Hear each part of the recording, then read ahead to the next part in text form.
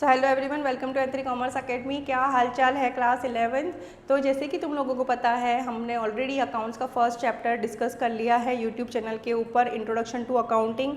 जिन्होंने देख लिया है अच्छी बात है, जिन्होंने नहीं देखा है जा करके देख लो और साथ ही साथ चैनल को सब्सक्राइब करो, लाइक करो, अपने दोस्तों के साथ शेयर करो, ठीक है। तो आज की वीडियो के अंदर हम डिस्कस करने वाले हैं अकाउंट्स का second chapter, that is basic concepts of accounting. अब अकाउंट से रिलेटेड जितनी भी कॉन्सेप्ट्स हैं उसको क्लियर कर लो, ताकि जैसे जैसे हम आगे बढ़ेंगे तो ये सारे कॉन्सेप्ट्स क्लियर होने की वजह से अकाउंट्स भी जो है वो बहुत आपके लिए इजी हो जाएगा, ठीक है। तो इसके अंदर हमारा सबसे पहला कॉन्सेप्ट है बिजनेस ट्रांजैक्शन, ठीक है। अब बिजनेस ट्रांजैक्शन किसको कहते हैं? अब ये तो हमें पता ही है कि कोई भी बिजनेस ट्रांजैक्शन हो उसके लिए दो पार्टी का होना बहुत ज़रूरी है। तो हम क्या कहेंगे, कोई भी बिजनेस ट्रांजैक्शन करो भाई साहब आप लोग, उसके लिए दो पार्टीज़ का होना ज़रूरी है। दो पार्टी कौन सी हो सकती हैं? बायर एंड सेलर, ठीक है। अब ये दोनों पार्टी जो है वो आपस में ट्रांजैक्शंस जितनी भी करेगी वो सारे ट्रांजैक्शन कौन से ट्रांजैक्शन होंगे? Business transaction. अब ये जितनी भी ट्रांजैक्शन करेंगी उसके अंदर क्या करेगा? कुछ ना कुछ एक्सचेंज होगा इन लोगों के बीच में। अब एक्सचेंज ऑफ गुड्स हो सकते हैं, एक्सचेंज ऑफ सर्विसेज हो सकती हैं, एक्सचेंज ऑफ मनी हो सकती हैं, क्योंकि अगर बायर कोई प्रोडक्ट खरीदेगा तो उस प्रोडक्ट के लिए सेलर को क्या पे करेगा? प्राइस पे करेगा, ठीक है। तो सेलर से गया प्रोडक्ट बायर की तरफ और प्रोडक्ट बायर की तरफ से उस प्रोडक्ट के लिए प्राइस गया सेलर की तरफ। तो exchange of value is the first feature of business transaction. Next आ जाता है हमारा रिकॉर्डेबल इवेंट, कि जितने भी हमारे बिजनेस ट्रांजैक्शन हैं जिसको in terms of money measure कर सकते हैं वो सारे in the books of accounts में रिकॉर्ड होंगे। ये मैंने तुम लोगों को फर्स्ट चैप्टर समझाया जब, तब वहाँ पर बताया है कि इन terms of money measurable transaction जितने भी हैं उसको बुक्स ऑफ अकाउंट्स में हम रिकॉर्ड करेंगे, ठीक है। तो सारे बिजनेस ट्रांजैक्शन की रिकॉर्डिंग भी जो है वो इन द बुक्स ऑफ अकाउंट्स में होगी। ये इसका सेकेंड फीचर है। थर्ड फीचर कह रहा है कि जितने भी बिजनेस ट्रांजैक्शन हो रहे हैं वो सारे बिजनेस ट्रांजैक्शन का इम्पैक्ट जो है वो कहाँ पर पड़ रहा है?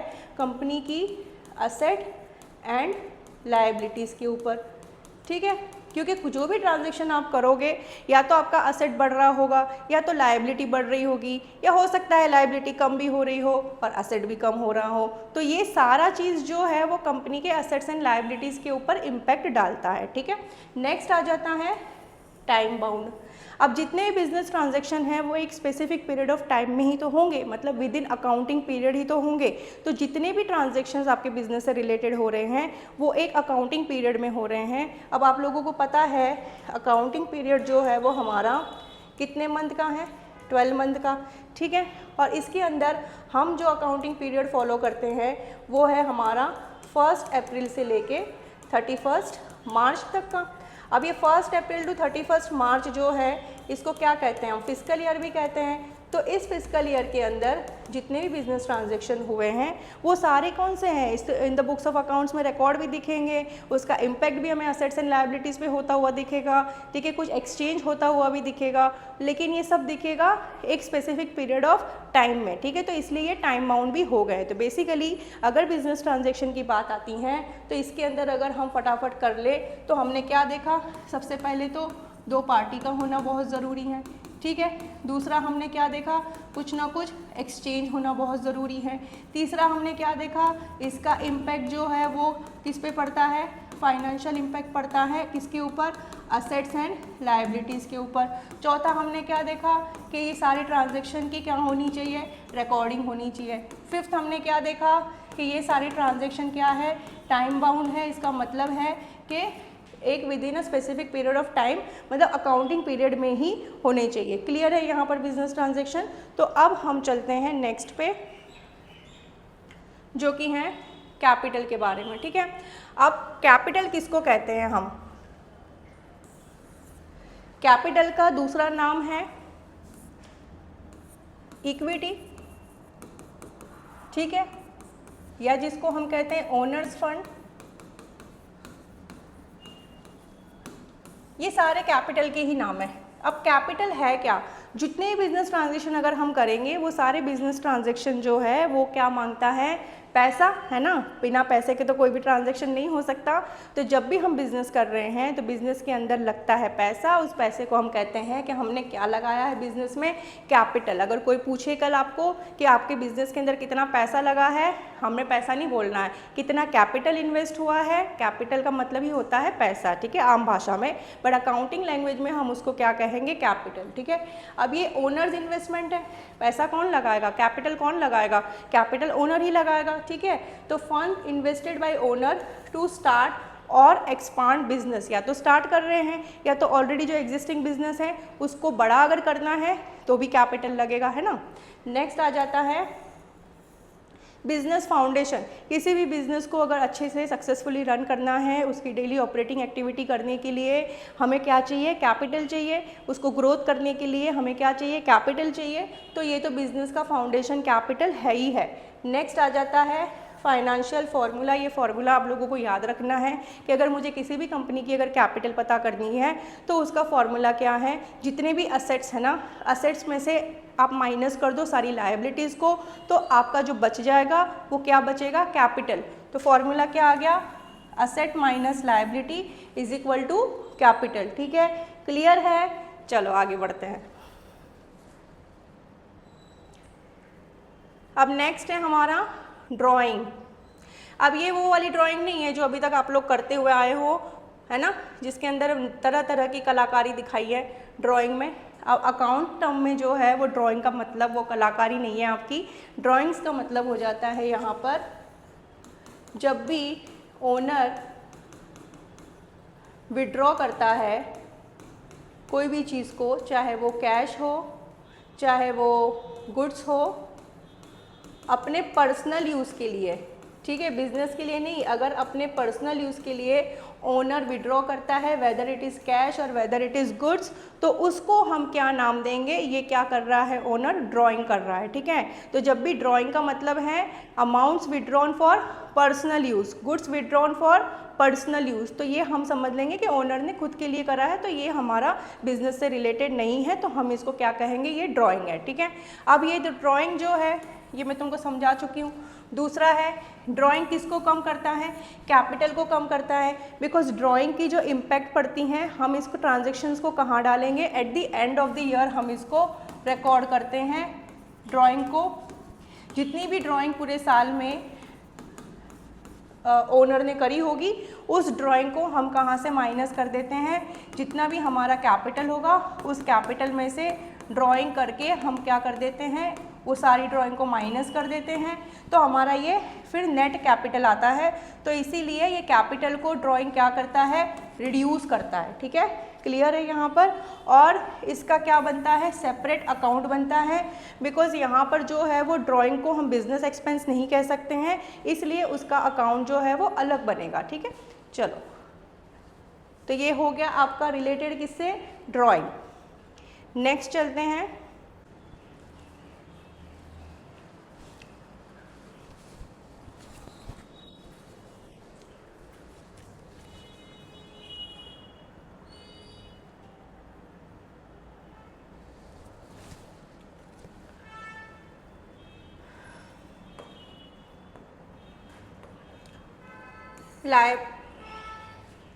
लायबिलिटीज़, ठीक है। अब ये लायबिलिटीज़ जो है वो हमारे पास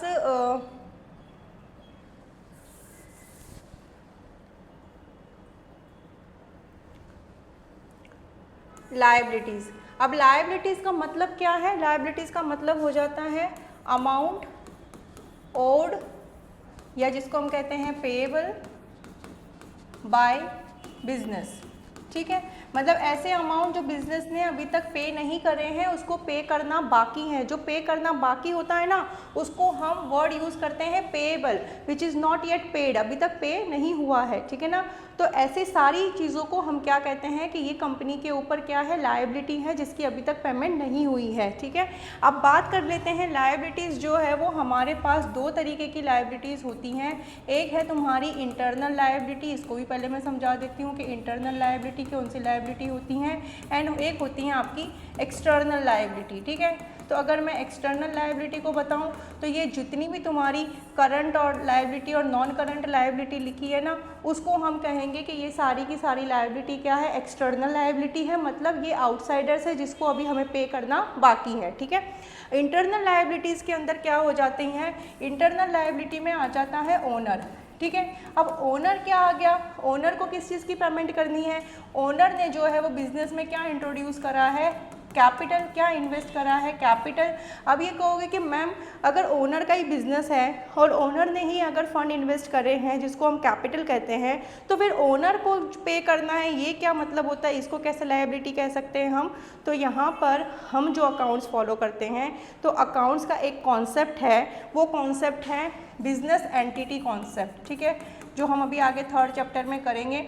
बिजनेस एंटिटी कॉन्सेप्ट क्या कहता है कि बिजनेस एंड ओनर दोनों जो है वो दो अलग चीज़ है। ठीक है, बिजनेस के अंदर जितने भी ट्रांजैक्शंस होंगे वो बिजनेस के पॉइंट ऑफ व्यू से करे जाएंगे, ना कि ओनर के पॉइंट ऑफ व्यू से। ठीक है, समझ रहे हो। तो जब ओनर के पॉइंट ऑफ व्यू से ट्रांजैक्शन हमें करने ही नहीं है, बिजनेस के पॉइंट ऑफ व्यू से करने हैं, तो बिजनेस के अंदर जितना भी कैपिटल इंट्रोड्यूस करा है ओनर ने, तो वो बिजनेस के ऊपर जो है वो क्या हो गई है, लायबिलिटी। तो इंटरनल लायबिलिटीज़ के अंदर जो तुम्हारा कैपिटल है which is invested by owner, तो वो कैपिटल जो है वो क्या किसके अंदर आता है, लायबिलिटी के अंदर आता है। ठीक है, क्लियर है यहाँ तक। अब आ जाती हैं एक्सटर्नल लायबिलिटीज़ जो कि हमारी non current and current liabilities हैं।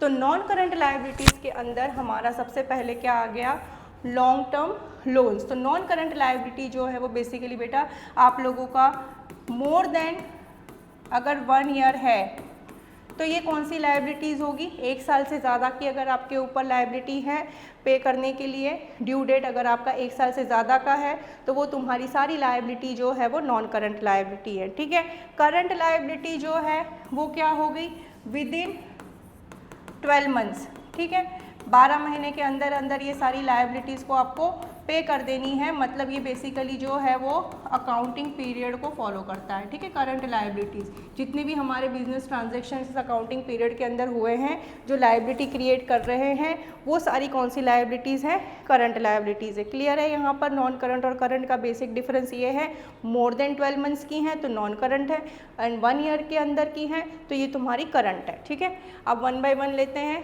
सबसे पहला नॉन करंट में एग्जाम्पल है लॉन्ग टर्म लोन्स। तो अगर आपने लोन ली है, वो लोन जो है वो 1 साल से ज़्यादा की है, तो फिर ये कहाँ पर आ जाएगी, नॉन करंट लायबिलिटी है। ठीक है, देन डिबेंचर्स। तो डिबेंचर भी जो है वो बोरोड फंड का ही पार्ट है, तो डिबेंचर्स के थ्रू भी जो है वो कंपनी फंड रेज करती हैं, तो ये भी कंपनी के ऊपर क्या है, लायबिलिटी है, बट ये लायबिलिटी कैसी है, मोर देन 1 ईयर की है, इसीलिए हम इसको कहाँ डालते हैं, नॉन करंट लायबिलिटीज़ के अंदर। ठीक है, नेक्स्ट आ गया आपका मॉर्गेज लोन। तो ये भी एक टाइप की आपकी लोन ही है जो आप बैंक से लेते हो, जिसका टर्म पीरियड अगर 5 साल का है, 5 साल के अंदर आपको इसको पे करके ख़त्म करना है, तो ये तुम्हारी 1 साल से ज़्यादा की हो गई, तो इसको भी हम कहाँ डालेंगे, नॉन करंट लायबिलिटीज़ के अंदर। ठीक है, डिफरेंट नेम्स हैं, डिफरेंट हेड्स है जिसको आपको फॉलो करना है। जो भी लायबिलिटी आपकी बनती है, चाहे वो डिबेंचर्स के थ्रू हो, चाहे वो लॉन्ग टर्म लोन्स के थ्रू हो, चाहे वो मॉर्गेज हो, एंड देन ऐसी सारी लायबिलिटीज़ जिसका ड्यू डेट जो है 1 साल से ज़्यादा का है, वो सारी लायबिलिटीज़ कहाँ पर आ जाएगी, नॉन करंट लायबिलिटीज़ के अंदर। ठीक है, क्लियर है। नेक्स्ट आ गया आपका करंट लायबिलिटीज़ में शॉर्ट टर्म लोन। तो शॉर्ट टर्म लोन का पीरियड जो है वो विद इन 12 मंथ्स में होगा, तो इसलिए ये कहाँ पर चला गया, कहाँ पर, करंट लायबिलिटीज़ में। ठीक है, नेक्स्ट है आउटस्टैंडिंग एक्सपेंसेस। अब ये आउटस्टैंडिंग का मतलब क्या है, which is not yet paid. ठीक है, अभी तक हमने इसको पे नहीं करा है, तो जिस लायबिलिटी को हमने अभी तक पे नहीं करा है वो सारी लायबिलिटीज़ कहाँ पर आ गई, आउटस्टैंडिंग के अंदर आ गई। ठीक है, अब ये आउटस्टैंडिंग रेंट भी हो सकता है, आउटस्टैंडिंग सैलरी भी हो सकती हैं। तो ये रेंट और सैलरी के साथ जब ये आउटस्टैंडिंग लग जाता है तो आप समझ लो कि अभी तक इसको पे नहीं करी गई है, पे करना बाकी है, तो ये हमारी कौन सी लायबिलिटीज़ हो गई, करंट लायबिलिटीज़ हो गई। ठीक है, क्योंकि चाहे रेंट हो चाहे सैलरी हो, आपको 12 महीने के अंदर ही तो पे करनी है ना उसको। चलो नेक्स्ट आ जाता है बैंक ओवरड्राफ्ट। बैंक ओवरड्राफ्ट किसको कहते हैं? तो जब बैंक के अंदर कंपनीज जब करंट अकाउंट ओपन करती है ना, तो बैंक जो है वो कंपनीज के जितने भी चेक आते हैं अगर उस अमाउंट में कम है, जैसे कि फॉर एग्जांपल आपने किसी को 55, ये ऊपर दिख नहीं रहा होगा शायद, यहाँ ले लेते हैं, 55,000 का चेक गया बैंक पे क्लियर होने के लिए, ठीक है, बट आपके अकाउंट के अंदर जो है कितना अमाउंट है? 50,000। तो क्या ये चेक बाउंस कर देगी बैंक? नहीं, यहाँ पर जो है वो चेक जो है वो बैंक बाउंस नहीं करेगी। चेक जितनी अमाउंट है 55,000, इंस्पाइट ऑफ दैट कि आपके अकाउंट में 50,000 है, बैंक इस अमाउंट को क्या कर देगी? पे कर देगी। तो पे कर रही तो बैंक आपके ऊपर कोई एहसान नहीं कर रही है। बैंक क्या कर देगी? ये जो 5,000 है वो उसको एज अ लोन कंसीडर कर लेगी, ठीक है। तो इसको हम बेसिक में लोन में नहीं डाल सकते हैं। तो इसके लिए जब भी ऐसे कोई ट्रांजैक्शन हो जहाँ पर बैंक जो है बैंक में अकाउंट में पैसा कम होने के बाद भी अगर ऐसे कोई चेक है जिसको पास कर देता है और वो अमाउंट जितने से भी एक्सेस बैंक ने पे करा है उसको कहाँ डाल देता है? बैंक ओवरड्राफ्ट के अंदर, ठीक है। तो फिर इसको भी जो है वो हमारी कौन सी लायबिलिटीज़ के अंदर आ जाती हैं? करंट लायबिलिटीज़ के अंदर। क्लियर है आप लोगों को यहाँ तक? जैसे जैसे हम आगे बढ़ेंगे ना, ये बैंक ओवरड्राफ्ट क्या है, उसके बाद जो है वो तुम्हारी मॉर्गेज लोन क्या है, डिबेंचर्स क्या है, ये सारी चीज़ें जो है वो क्लियर होती चली जाएगी। नेक्स्ट, ऐसी सारी लायबिलिटीज़ जिसकी ड्यू डेट जो है वो क्या है? 1 साल के अंदर अंदर है, तो वो सारी जो कहाँ आएगी? Current liabilities. क्लियर है तुम लोगों को यहाँ पर? अब लायबिलिटीज़ के बाद नेक्स्ट चलते हैं असेट्स पे। अब देखो असेट्स की बात करें तो जैसे लायबिलिटीज़ हमारी नॉन करंट और करंट थी, उसी तरीके से असेट भी जो है वो हमारे non current assets and current assets में आते हैं, ठीक है। नॉन करंट असेट्स वही कि मोर देन 12 मंथ्स का अगर आपको बेनिफिट मिल रहा है तो ये तुम्हारे जो है वो कहाँ जाएंगे? नॉन करंट असेट्स में, ठीक है। 12 मंथ्स की बात हो रही है, 12 मंथ्स तक रहेगा ये असेट आपके पास, तो ये तुम्हारा कहाँ जाएगा? करंट असेट्स के अंदर, ठीक है। क्लियर है? Non current assets current assets basics वही है, more than 12 months and with in 12 months या 12 मंथ्स, ठीक है। अब आ जाते हैं नॉन करंट में, क्या आ गया? Fixed assets. फिक्स्ड असेट्स कौन से असेट्स होते हैं? जैसे कि तुम्हारी होगी लैंड, बिल्डिंग, है ना, या ऐसे कोई भी इक्विपमेंट जिसका बेनिफिट आपको मोर देन 1 ईयर का मिल रहा है, वो नॉन करंट असेट हो गए आपके, ठीक है। इनटेंजिबल असेट्स, अब ऐसे भी असेट्स होते हैं जिसको हम टच नहीं कर सकते हैं, बट हम जो है उसको इनटेंजिबल इन नेचर होता है, हमारे पास वो असेट्स हैं, जैसे कि फॉर एग्जांपल पैटेंट्स, है ना, पेटेंट्स करवा लेते हैं ना, जैसे खुद की क्रिएटिविटी है, खुद ने कोई मशीन बनाई है, खुद की इनोवेशन है, तो उसके ऊपर अगर कंपनी ने पेटेंट करवा लिया, दैट मीन्स कि वो उसका क्या है? असेट है ना, उसकी परमिशन के बगैर आप उस मशीनरी को बना नहीं सकते हो, तो वो पेटेंट हो गया। तो पेटेंट जो है वो कहाँ पर आ गया? इनटेंजिबल में, बिकॉज हम उसको जो है वो फिजिकली देख नहीं सकते, टच नहीं कर सकते हैं। तो intangible asset is also a part of non current assets, जिसके अंदर गुडविल, गुडविल क्या होती हैं? जैसे कंपनी की रेप्यूटेशन, अगर कंपनी की अच्छी रेप्यूटेशन है तो वो रेप्यूटेशन जो है वो आप उसको फील ही कर सकते हो ना, आप उसको टच तो नहीं कर सकते हो। कोई कंपनी कितनी अच्छी चल रही है तो उसकी गुडविल जो है, उसकी रेप्यूटेशन को आप फील कर सकते हो। तो ये भी कंपनी के लिए क्या है? असेट का काम करती हैं।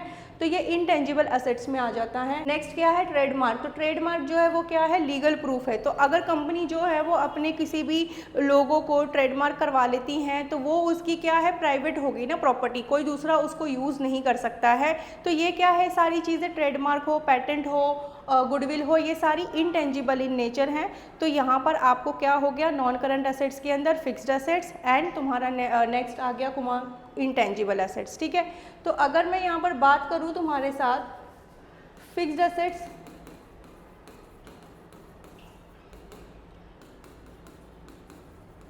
Intangible asset and tangible assets, ठीक है। तो फिक्स्ड असेट्स के अंदर ये सब डिवीजन है, इंटेंजिबल एंड टेंजिबल। टेंजिबल जिसको हम देख सकते हैं, फील कर सकते हैं, टच कर सकते हैं, तो ये जो है तुम्हारी जैसे कि लैंड एंड मशीनरी, ये टेंजिबल में आ गई, ठीक है। और बाकी इंटेंजिबल तो हमने अभी समझा ही है कि गुडविल जो है वो इंटेंजिबल है, ट्रेडमार्क जो है वो इंटेंजिबल है, पेटेंट्स जो है वो इंटेंजिबल है। ठीक है। तो फिक्स्ड असेट्स दो पार्ट में डिवाइडेड है, tangible and intangible, and fixed assets किसका पार्ट है, नॉन करंट असेट का पार्ट है। तो ये सारी चीज़ें जो है जितना जितना आप करोगे, समझोगे वीडियो से, नोट्स से, उतना क्लियर हो जाएगा। ठीक है, चलो नेक्स्ट आता है हमारा करंट असेट्स। तो करंट असेट्स के अंदर जितने भी हमारे कैश एंड कैश इक्विवेलेंट्स हैं, मतलब कैश में जो हमारे हाथ में कैश है या जो हमारे बैंक अकाउंट में है, वो सारे का हमारे कौन से अकाउंट में, कौन से असेट्स में आते हैं, करंट असेट्स के अंदर आते हैं। ठीक है। देन दूसरा आता है अकाउंट रिसीवेबल, या जिसको हम कहते हैं डेटर। ठीक है। अब ये डेटर जैसे क्रेडिटर है वैसे डेटर भी तो है। डेटर क्या है, a person to whom we have to receive the money। ठीक है, ये ऐसा पर्सन है जिसको हमने अभी क्रेडिट बेसिस के ऊपर सेल करा है, उसकी पेमेंट जो है वो मुझे इन फ्यूचर आएगी। तो फ्यूचर में जो भी पेमेंट आएगी मेरे पास, उस पर्सन को हम क्या कहते हैं, डेटर कहते हैं, कि इससे मुझे पैसा अभी लेना है। जिसको हमें देना है उसको क्रेडिटर कहते हैं, तो वो लायबिलिटी हो गई। जिससे हमें लेना है उसको हम डेटर कहते हैं, तो ये मेरी क्या हो गई, करंट असेट्स के अंदर पार्ट आ गया। ठीक है। नेक्स्ट है इन्वेंट्री। इन्वेंट्री मतलब जितनी भी आपके स्टॉक है, ठीक है, उसको हम कहते हैं इन्वेंट्री या गुड्स। जो भी है तुम्हारे गुड्स हो, इन्वेंट्री हो, वो आपके असेट है। और वो कौन से असेट है, करंट असेट्स है। बिकॉज ये जितनी भी हमारी इन्वेंट्रीज होती हैं, गुड्स होते हैं, वो हम 12 मंथ के अंदर बाय एंड सेल करते रहते हैं, तो ये करंट असेट का पार्ट है। देन ऐसे सारे कैश जिसको मैं 1 साल के अंदर जो है वो कैश में कन्वर्ट कर सकती हूँ, ऐसे सारे असेट्स जिसको 1 साल के अंदर आप कैश में कन्वर्ट कर लोगे, तो वो जो है वो कहाँ पर आ जाएगा, करंट असेट का पार्ट होगा। ठीक है, क्लियर है आपको। असेट्स के अंदर एक हो गई आपकी नॉन करंट असेट्स, एक हो गया आपका करंट असेट्स, और नॉन करंट असेट्स में आ गया फिक्स्ड असेट्स, इंटेंजिबल असेट्स। अब मैंने तुमको फिक्स्ड असेट्स बताया कि फिक्स्ड असेट्स को फर्दर सब डिवीजन हम कर लेते हैं, intangible asset, tangible asset, intangible which we can not see but we can feel, और टेंजिबल असेट्स जिसको हम फील कर, टच कर सकते हैं, उसकी फिजिकल प्रेजेंस हो सकती हैं, देख सकते हैं, तो वो सारा तुम्हारा कहाँ पर आ जाता है, टेंजिबल के अंदर। ठीक है, क्लियर है यहाँ तक। अब एक और टाइप का असेट होता है जिसको हम कहते हैं फिक्टिशियस असेट्स। ठीक है, नॉन करंट और करंट के अलावा एक असेट और है जिसको कहते हैं फिक्टिशियस असेट। अब ये फिक्टिशियस असेट जो है, ना तो ये टेंजिबल में आता है, ना तो ये इंटेंजिबल में आता है। ठीक है, ये कंपनी के ऐसे कुछ लॉसेस होते हैं जिसको कंपनी जो है वो सेम पीरियड के अंदर राइट ऑफ नहीं करती, मतलब ख़त्म नहीं करती। जैसे फॉर एग्जांपल कंपनी ने अगर एडवर्टीजमेंट पे खर्चा करा है ना, तो एडवर्टीजमेंट पे जो खर्चा करा है, जो कि है एक्सपेंस, बट हम उसको डाल रहे हैं फिक्टिशियस असेट्स में। क्यों डाल रहे हैं, बिकॉज इस एडवर्टीजमेंट से होने वाला जो बेनिफिट है वो कंपनी को लॉन्ग टर्म में होगा ना, होते ही चला जाएगा। ऐसा नहीं है कि अगर एक्सपेंस करा है तो उससे जो है वो मेरा कुछ बन नहीं रहा है। एडवर्टीजमेंट करा है तो एडवर्टीजमेंट के बेनिफिट हमें सालों साल मिलते जाएंगे। इसीलिए इस एडवर्टीजमेंट के नाम पे जितना भी आपका खर्चा हुआ है, वो खर्चा हम एक ही साल के अंदर ख़त्म राइट ऑफ नहीं करते हैं, ख़त्म नहीं करते हैं।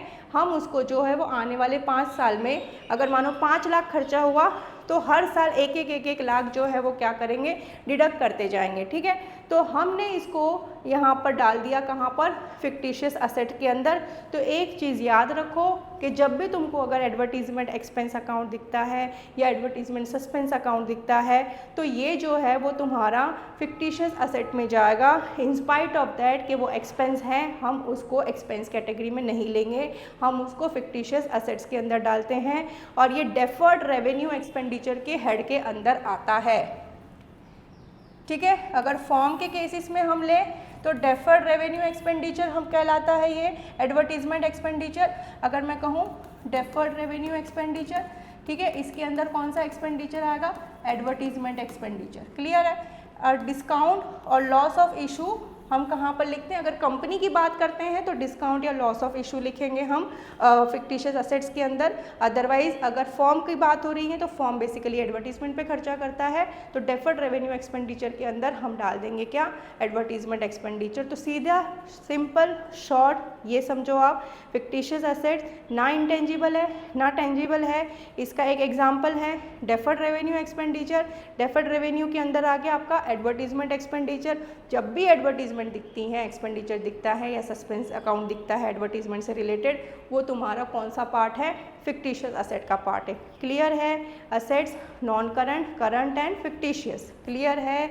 एक बार अच्छे से सुन लेना, नोट्स में भेज दूंगी, उसको पढ़ लेना ताकि हमारे जो है वो सारे डाउट्स क्लियर हो जाए। ठीक है? और जैसे जैसे आगे चलेंगे ना, ये सारी चीज़ें तो बिल्कुल आपके लिए मक्खन होती चली जाएगी।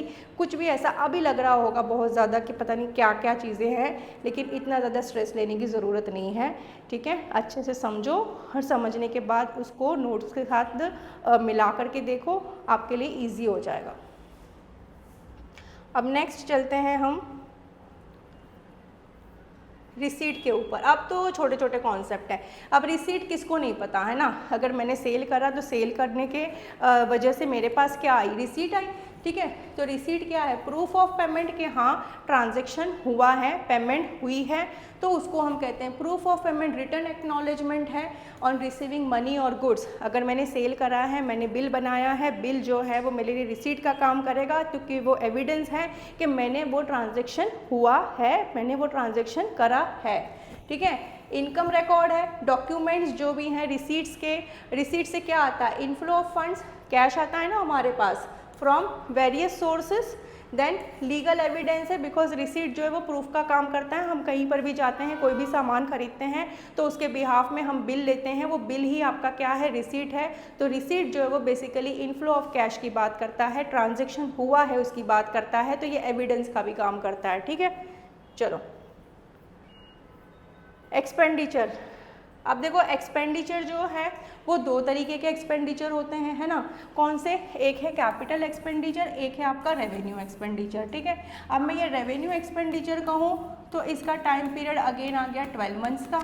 ठीक है? और अगर कैपिटल एक्सपेंडिचर है तो ये फिर मोर देन 12 मंथ्स के लिए आपने करा होगा ये एक्सपेंडिचर। ठीक है? तो मोर देन 12 मंथ्स के ऊपर एक्सपेंडिचर अगर हो रहा है, तो जैसे कि मैंने कोई फिक्स असेट्स खरीदा, मैंने मशीनरी खरीदी, तो मशीनरी जो है वो मेरे लिए क्या है, असेट है ना, और उसका बेनिफिट मुझे मोर देन 1 ईयर के लिए मिलेगा, तो इसको जो है वो हम कौन सा एक्सपेंडिचर में डाल सकते हैं, कैपिटल एक्सपेंडिचर के अंदर। तो स्पेंड लॉन्ग टर्म असेट्स। ठीक है? मशीनरी खरीदी तो मशीनरी से होने वाला बेनिफिट तो मुझे लंबे समय तक है, तो ऐसा जो एक्सपेंडिचर है उस एक्सपेंडिचर को हम कहते हैं कि ये कैपिटल एक्सपेंडिचर है, बिकॉज इसकी साइकिल जो है वो बियॉन्ड 1 ईयर है। देन रेवेन्यू एक्सपेंडिचर जो है वो day to day operational cost है। अब एक बिजनेस को चलाने के लिए डेली बेसिस के ऊपर जितने भी हमारे एक्सपेंडिचर होते हैं, जितने भी हमारे एक्सपेंडिचर से रिलेटेड ट्रांजेक्शन्स होते हैं, उस ट्रांजेक्शन को हम कहेंगे ये रेवेन्यू एक्सपेंडिचर है। ठीक है? तो इसकी जो है वो लाइफ साइकिल क्या है, 12 मंथ्स की with in accounting period. Clear है आप लोगों को यहाँ पर?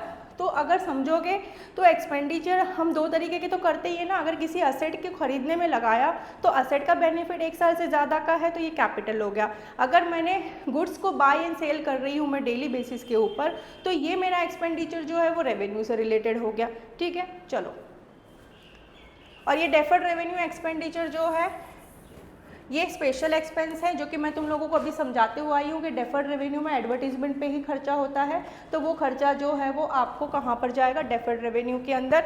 और ये राइट ऑफ 1 साल के अंदर नहीं होता, बिकॉज इससे होने वाला बेनिफिट जो है वो हमें सालों साल मिलता है, तो मल्टीपल अकाउंटिंग पीरियड्स में हम इसको धीरे धीरे राइट ऑफ करते हैं। ठीक है? क्लियर है ये एक्सपेंडिचर से रिलेटेड? नेक्स्ट आ जाते हैं एक्सपेंस।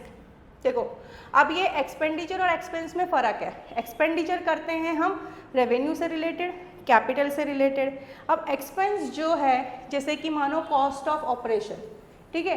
एक ऑपरेशनल एक्टिविटी करने के लिए मुझे क्या कॉस्ट आ रही है, cost incur during normal business activities. अब जैसे कि मानो अगर कोई प्रोडक्शन हो रहा है किसी चीज़ का, है ना, गुड्स की प्रोडक्शन हो रही है, तो इस गुड्स की प्रोडक्शन करने के लिए आपको लैंड लगी होगी, लेबर भी लगा होगा, ठीक है, कैपिटल भी लगा आपका, तो ये जो भी लगी वो इसकी क्या बनाएगा, कॉस्ट, है ना।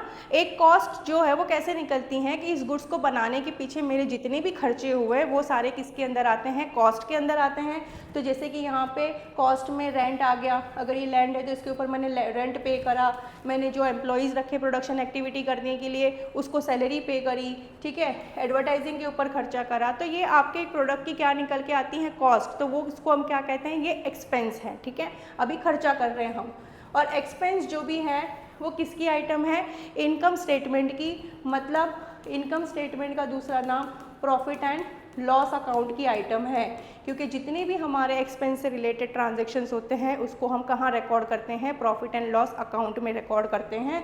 तो अपीयर्स इन इनकम स्टेटमेंट, जिसकी वजह से हमारा प्रॉफिट जो है वो क्या होता है, रिड्यूस होता है ना, कि अगर मानो कोई खर्चा मेरा आ रहा है तो खर्चा जो है प्रॉफिट को कम ही करेगा, ठीक है, और द अकाउंटिंग पीरियड। नेक्स्ट आ जाता है टाइम स्पेसिफिक। अब ये एक्सपेंस जो है वो टाइम स्पेसिफिक है। टाइम स्पेसिफिक तो देखो बेटा होगा ही, बिकॉज हम 12 मंथ्स की साइकिल को फॉलो करते हैं। तो इस 12 मंथ्स के अंदर जितने भी मेरे एक्सपेंस हुए हैं वो सारे एक्सपेंस ही मैं रिकॉर्ड करूँगी। तो ये एक्सपेंस जो है वो हमारा क्या है, टाइम स्पेसिफिक है। नेक्स्ट आ जाता है अकाउंट। देखो अब अकाउंट किसको कहते हैं, तो अकाउंट अभी तक हमने फर्स्ट चैप्टर में भी अकाउंट्स पढ़ा। अकाउंट का मतलब ही ये है कि जितने भी हमारे बिजनेस के ट्रांजैक्शंस हो रहे हैं उसकी सिस्टमेटिक तरीके से इन द बुक्स ऑफ अकाउंट के अंदर रिकॉर्ड करना, हर चीज़ का हेड, सब हेड बनाना, ठीक है। अब जैसे सैलरी से रिलेटेड ट्रांजैक्शन है या रेंट से रिलेटेड है या परचेज से रिलेटेड है या सेल से रिलेटेड है, तो सबके क्या बनते हैं, अकाउंट बनते हैं। तो अकाउंट क्या कह रहा है, it is a systematic record of business transaction. It tracks increases and decreases in specific assets, liabilities, equity, revenue और एक्सपेंस, है ना। तो अकाउंट जो है वो सिस्टमेटिक तरीके से अगर सारी चीज़ की रिकॉर्डिंग करता है तो उसके अंदर से हमें पता चलता है कि एसेट्स मेरा बढ़ा है, कम हुआ है, लायबिलिटी बढ़ी है, कम हुई है, मेरे कितने एक्सपेंस हुए, मेरा कितना रेवेन्यू हुआ है ना। तो ये सारी चीज़ की डिटेल हमें एक अकाउंट से मिलती है। Each account has a unique name. तो हर अकाउंट का क्या है, यूनिक नेम है। टी शेप फॉर्मेट में ये अकाउंट बनते हैं। जैसे कि अगर मुझे परचेज अकाउंट बनाना है तो ये परचेज अकाउंट बन जाएगा। तो इसके अंदर जितनी भी डिटेल रिकॉर्ड होगी वो सारी डिटेल रिकॉर्ड किससे रिलेटेड होगी, परचेज से। उसी तरीके से सेल से, उसी तरीके से रेंट हो या सैलरी हो, व्हाटएवर, ठीक है। तो ये तुम्हारा क्या हो गया, अकाउंट के बारे में। नेक्स्ट आ जाती हैं इनकम। अब देखो इनकम किसको कहते हैं, इनकम का मतलब है कि आपने पहले तो एक प्रोडक्ट बनाया, प्रोडक्ट के पीछे आपने कितना खर्चा करा, एक्सपेंस कितना हुआ उसको काउंट करा, ठीक है। फिर उस प्रोडक्ट को सेल करा, सेल से आपका कितना रेवेन्यू जनरेट हुआ, उस रेवेन्यू में से आप जितने भी उस प्रोडक्ट को बनाने के लिए खर्चे हैं उसको माइनस कर दोगे ना, तो जो बच जाएगा वो आपकी क्या कहलाएगी, इनकम ही तो कहलाएगी कि ये तो मेरी फाइनल इनकम हो गई। तो इनकम जो है वो किसकी बात करता है, रेवेन्यू इनफ्लो की बात करता है सबसे पहले तो, ठीक है। Money earn through business activities. Income हमारी सिर्फ सेल से नहीं आती हैं, सेल्स के अलावा अगर मैंने किसी को लोन दे रखी हैं तो उसके ऊपर आने वाला इंटरेस्ट भी मेरे लिए इनकम है। अगर मैंने किसी को प्रॉपर्टी दे रखी हैं उसके ऊपर आने वाला रेंट भी मेरे लिए इनकम है। कमीशन, अगर मैंने किसी का कुछ काम करवाया है उसके ऊपर मेरा परसेंटेज ऑफ कमीशन है तो वो भी मेरी इनकम है। एंड फीस, ठीक है। तो इनकम जो है वो सिर्फ सेल से नहीं आती हैं, इन सारे ट्रांजेक्शन्स को भी हम क्या कहते हैं कि इससे आने वाली भी चीज़ें क्या है, इनकम है हमारी। देन एक्सपेंस कॉन्ट्रास्ट, तो एक्सपेंस का ऑपोजिट क्या है, इनकम है। देन प्रॉफिट कंपोनेंट, तो इनकम जो है वो किसका पार्ट है, प्रॉफिट का पार्ट है। Major contributor to business profit. Clear है यहाँ पर, तो इनकम को समझाने में से कोई बात है नहीं, सब कुछ क्लियर हो जाएगा। तो यहाँ तक हम करते हैं आज की क्लास में, और नेक्स्ट क्लास के अंदर आगे के जो कॉन्सेप्ट हैं उसको फटाफट ले लेंगे। तो जल्दी से वीडियो को लाइक करो, शेयर करो, सब्सक्राइब करो, ठीक है। Thank you so much.